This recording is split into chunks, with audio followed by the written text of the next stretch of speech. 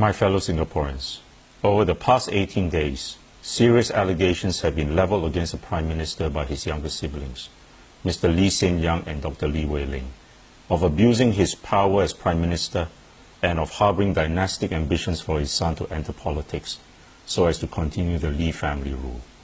These are very troubling allegations which strike at the heart of our constitutional government and of our system of law. They impugn the integrity and truthfulness of the Prime Minister, and from what I have gathered from the many online comments, they have dented his standing in the eyes of many Singaporeans. The accusers in this instance, the Prime Minister's siblings, are no ordinary people. They are part of the establishment themselves. There is no need for me to repeat the allegations of the Prime Minister's siblings here. By now, those allegations are well known to Singaporeans.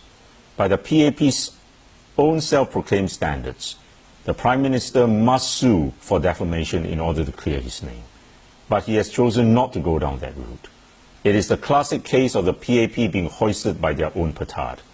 Instead, the Prime Minister has chosen the safe sanctuary of Parliament to rebut the allegations, or attempt to rebut the allegations, on the 3rd of July. Instead of facing his accusers in open court, where all relevant persons will be interrogated and cross-examined, he has instead chosen a forum where his accusers cannot be heard, and where they cannot refute any allegations made by him, his ministers and PAP MPs, and where any false statements are shielded from the laws of defamation because of parliamentary privilege.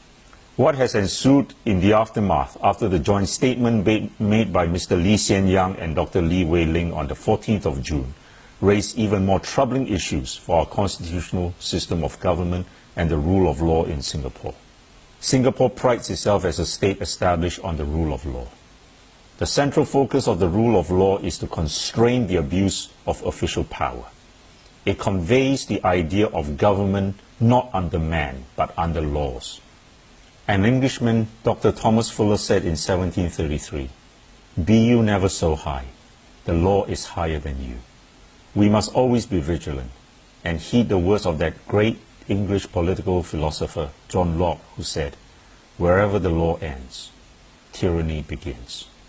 I have read the many thousands of online comments since the saga began, and I am heartened to note how Singaporeans vehemently reject any notion of unbridled and unaccountable exercise of state power in an arbitrary manner. Abuse of power is repugnant to Singaporeans.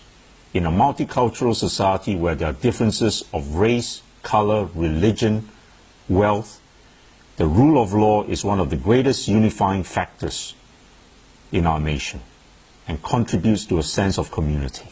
It is thrilling to see how the attempts by the PAP Internet Brigade to obfuscate and divert attention from the main issues have been drowned out by the commonsensical voices of good, decent Singaporeans who refuse to be distracted and to give in to fear.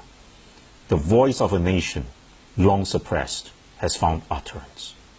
I shall explain in a subsequent video why the rule of law has not been adhered to in this entire episode.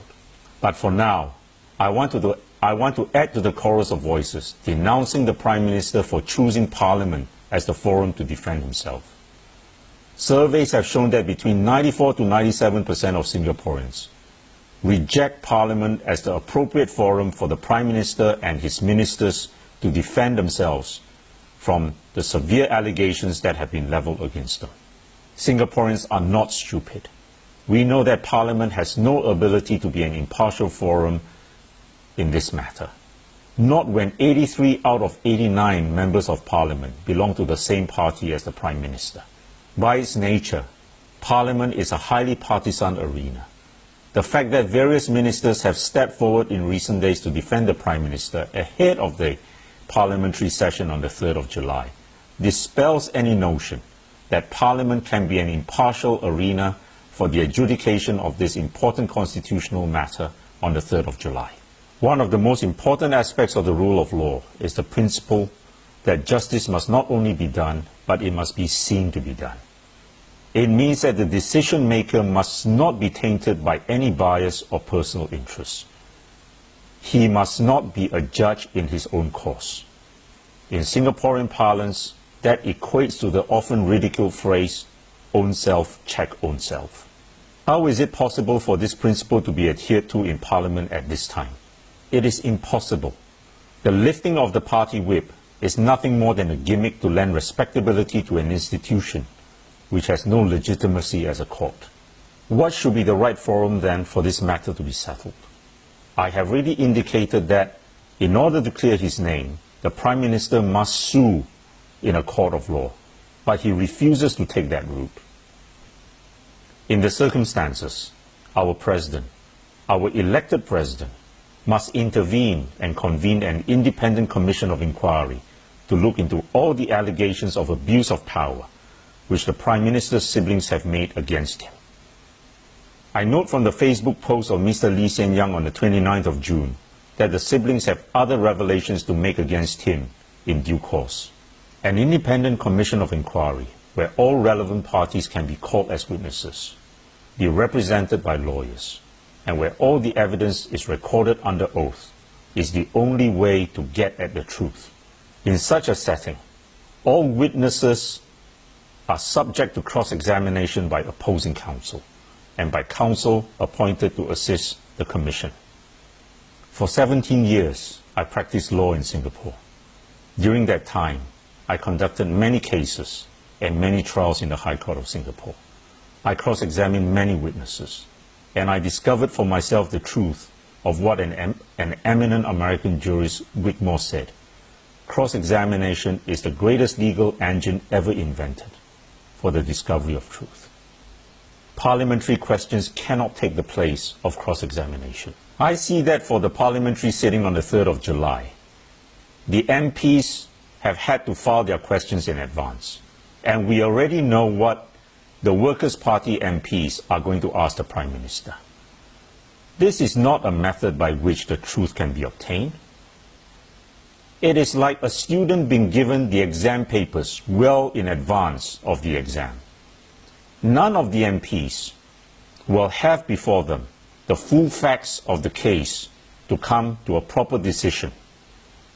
I note that the Public Service Division poked civil servants on the Lee family saga.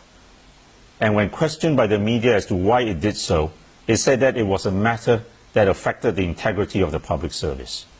In the circumstances, I do not see how the President can refuse not to intervene and to convene an independent commission of inquiry. It goes to one of his two duties as President, to safeguard the integrity of our public service. Singaporeans must demand for this independent commission of inquiry and must not allow this matter to rest so easily.